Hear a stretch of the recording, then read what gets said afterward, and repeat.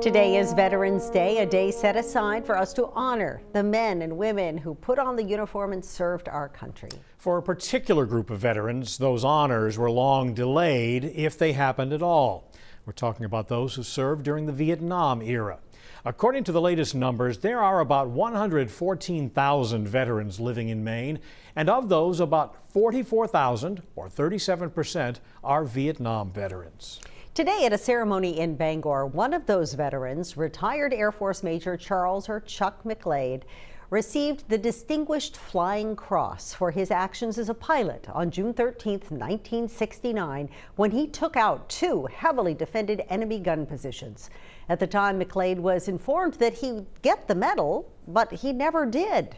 He spent 20 years in the U.S. Air Force before retiring. Many service members returning from Vietnam were ignored or worse. News Center Maine's John Carrigan talked about that with a half-dozen Vietnam vets who made the honor flight trip to Washington, which included a stop at the Vietnam Wall, a place where memories, grief, and gratitude are still strong for all of those who served. Part of the genius of the wall is that it makes us part of it and links us to those we lost. For ex-Marine Jim Farrell, so most of my guys are all up in there. It's a harsh reminder of the terrible price of that long war. 250 guys a week died here. A week for 3 years in a row. And for him, some of those losses were very personal. I have 27 friends on the wall. And finding them here again. I shed a lot of tears over these guys. None left. 50 years. 50 years. On an honor flight trip that celebrates their service, it's hard for us to remember that many Vietnam veterans were treated badly when they came home. For some of these guys, the memories are still clear. Just like coming home, I was scared to wear my uniform. Ed Caldwell, an Army veteran from Winthrop. So I couldn't wait to get out of my uniform and get off the bus and in civilian clothes. Did that hurt at the time? Oh, yes, very well, yes. You had no welcoming home at all. And John McGrath of Bangor says his homecoming was tough.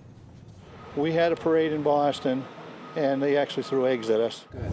Thank you very much. You're welcome. In a nation that was divided by that war, the veterans unfairly got blamed.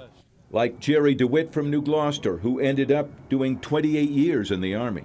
The older guys didn't really welcome Vietnam veterans either because they felt they lost the war. Yeah. And we're still paying for that today in the veterans organizations.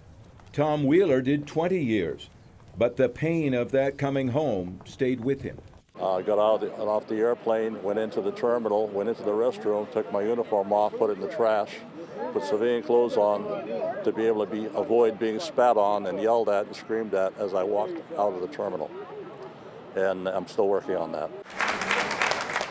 The country did change, as evidenced by the cheers and thanks these veterans got during their honor flight trip, at the memorials, and along the way.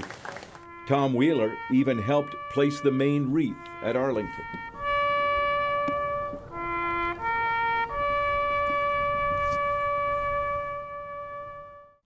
The country as a whole has also learned to separate the politics from the service, honoring Iraq and Afghanistan veterans even as those wars generated protest. Former Marine Charlie Paul says it's a good thing.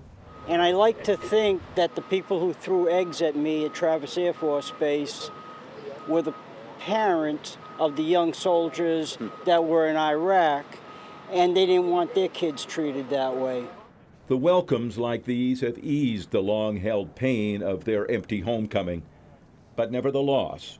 At the wall, it's still all too real. I come here and it's good to be welcome, it's good to have my hand shaken, but I also come here knowing that I lost a lot of guys. The grief, they say, will always be there, as it is for the families. But these Vietnam veterans have survived and are now helping teach new generations about service and sacrifice, and to always show our gratitude. Don Carrigan, News Center, Maine.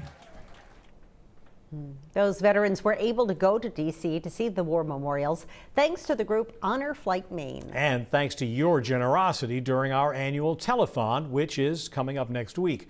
Honor Flight provides an all-inclusive trip for veterans to the nation's capital to see their war memorials. It costs about $700 to send one veteran on the trip.